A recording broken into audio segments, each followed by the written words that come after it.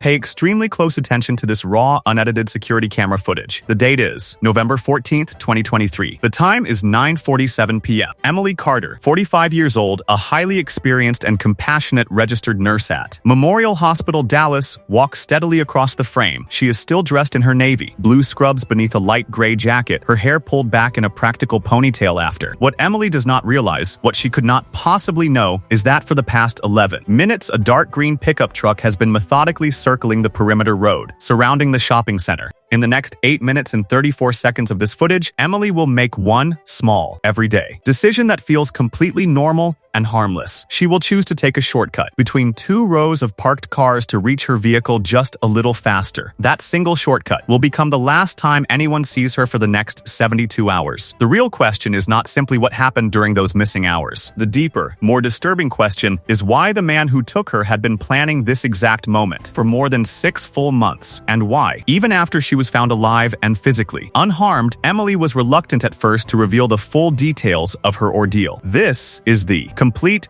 chilling story of how a busy hospital emergency room, a patient who kept returning again and again, and one ordinary late-night grocery run collided to create a perfect, terrifying setup for an obsession that destroyed Emily Carter's sense of safety forever. When investigators finally searched the man's apartment and discovered what was hidden inside, the entire case shifted from a mysterious disappearance into something far darker and more calculated than anyone imagined. You will understand exactly why Emily eventually packed up her life, moved her family to another state, legally changed her name and her children's names, left her nursing career behind, and still, to this day, refuses to park in the same spot twice, no matter where she goes. Most people who first heard about this case on the news assumed it was a random, opportunistic abduction. They were completely and dangerously wrong. Let me walk you through every single second, every small detail, and every heartbreaking revelation so you can see exactly how this unfolded. Emily Carter had followed the exact same reliable schedule at Memorial Hospital for the past 11 years. Night shifts from 7 p.m. to 7 a.m., 4 nights a week, every Tuesday, Wednesday, Friday, and Saturday. After clocking out, she would drive the short distance to the Kroger on Mockingbird Lane. It was her way of keeping some normalcy and stability for her kids. After her divorce, she had a favorite parking zone, row C, usually between spots 20 and 30, close enough to the well-lit entrance to feel safe, but far enough away from the daytime crowds. On this particular Tuesday night, she pulled smoothly into spot C23 at exactly 9:34 p.m. She grabbed a cart and entered the store at 9:36 p.m. Inside, the store's own security cameras captured completely ordinary, everyday behavior. But while Emily was calmly shopping inside the store, someone else had been preparing. With cold, obsessive precision just outside, Ryan Kessler, 38 years old, an unemployed former warehouse supervisor, lived alone in a small, cluttered studio apartment only 6.2 miles from that Kroger. At the exact moment Emily walked into the store, 9:36 p.m., Ryan left his building carrying a small black duffel bag. Security footage from his apartment complex captured him placing the bag carefully into the back seat of his 2015 dark green Ford. He did not drive directly to the Kroger. Instead, he took a longer, winding route using back roads designed to avoid as many traffic cameras as possible. He arrived at the outer perimeter of the shopping center at 9:41 p.m. Rather than pulling into the lot, he began driving slow, deliberate circles around the entire complex. 1 full loop, 2 loops, 3 loops. Each time he passed the view of row C, he slowed down noticeably.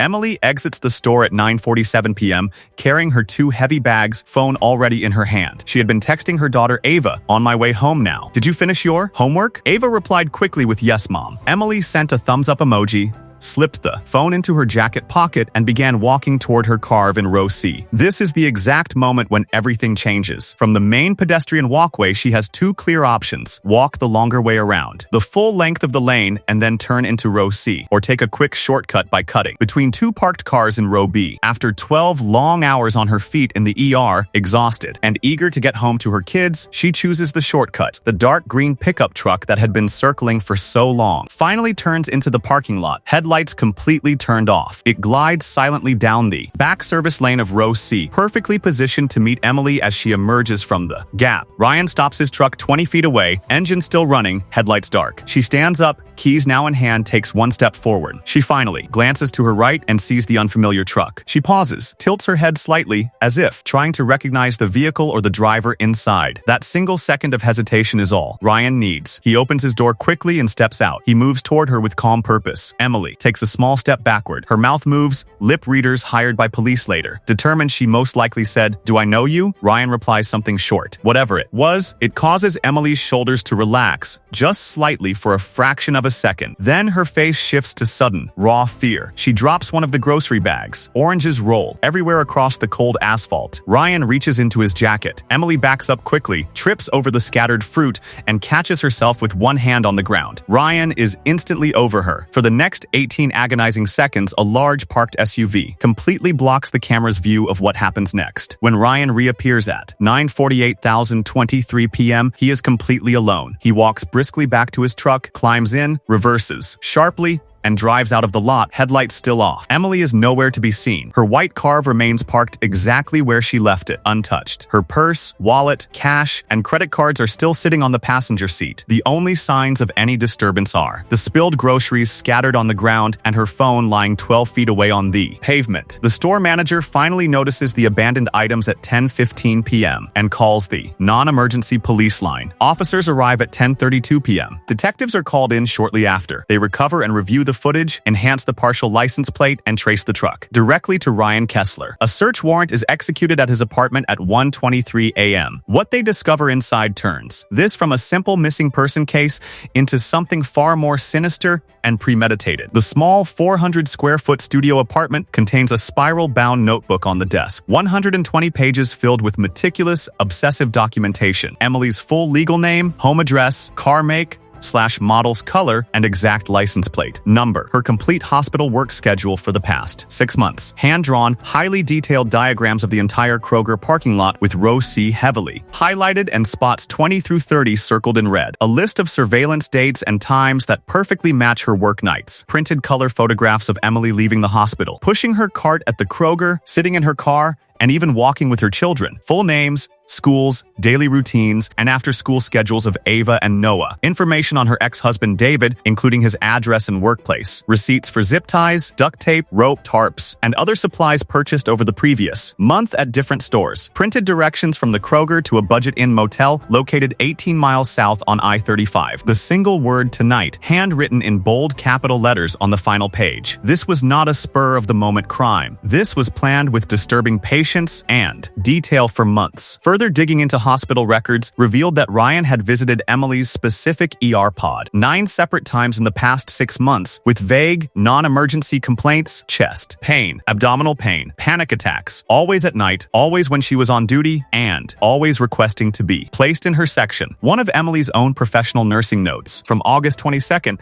described how Ryan had become very talkative, asking repeated personal questions about her schedule, her commute, and where she usually shopped after work. He had grown agitated when she had to leave to attend to another patient, only calming down when she returned. Emily had documented the behavior, but hospital policy at the time had no mechanism to flag or investigate it further. After an intense, multi-agency search involving traffic cameras, toll records, and gas station, Emily is finally located at 7:21 a.m. walking barefoot along the shoulder of Highway 67, 22 miles from the motel. She is dehydrated, exhausted, her feet cut and bleeding from the gravel, but physically unharmed. At the police station, she sits shaking for a long time. Before she finally speaks, "He didn't hurt me, he just talked." In a detailed statement over the next several hours, Emily describes exactly what happened. Ryan had shown her a fresh photograph on his phone, her daughter Ava leaving school. That very morning, he told her calmly that if she screamed, fought, or tried to run, he knew exactly where her children walked, their routes, and their schedules. Emily, terrified for her kids' safety, got into the truck voluntarily. He drove her to the Budget Inn, took her to a back corner room, used zip ties and duct tape to restrain her, lightly, not tight enough to cause injury, just enough to prevent escape, and set up a small camera on a tripod pointed at the bed. For the next hour and 13 minutes, he simply talked. He never touched her inappropriately. He never physically assaulted her. Instead, he described in exhaustive detail everything he knew about her life, her routines,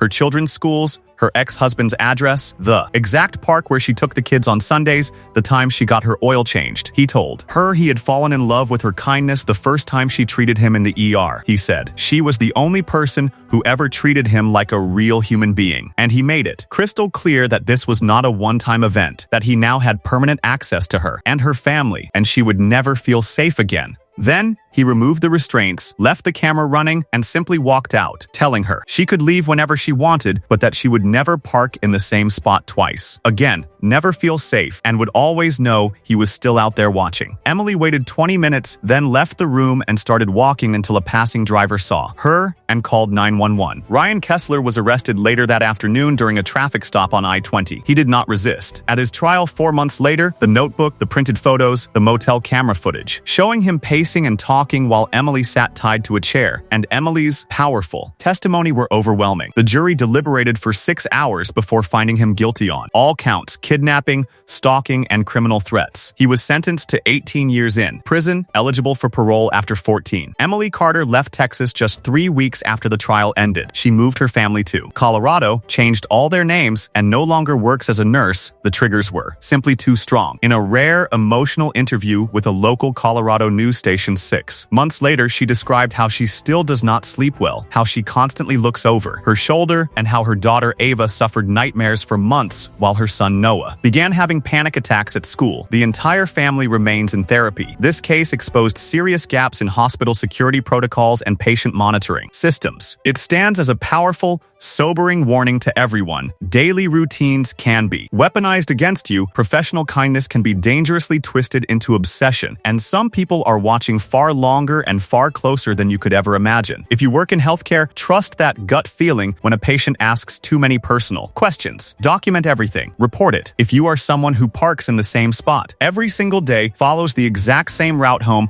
or believes your predictable schedule is just efficient, consider this your wake-up call. Emily Carter had a routine. She was efficient. She parked in the same general area every time because it felt safe. Ryan Kessler counted on that. He planned for 6 months because he knew exactly where she would be. Change your patterns. Vary your routes. Notice who notices you, because someone may be watching, and you won't know who until it is too late. Emily Carter learned this devastating lesson at 9:47 p.m. on a quiet November night in a Kroger parking lot in Dallas, Texas. Don't wait for your own 947.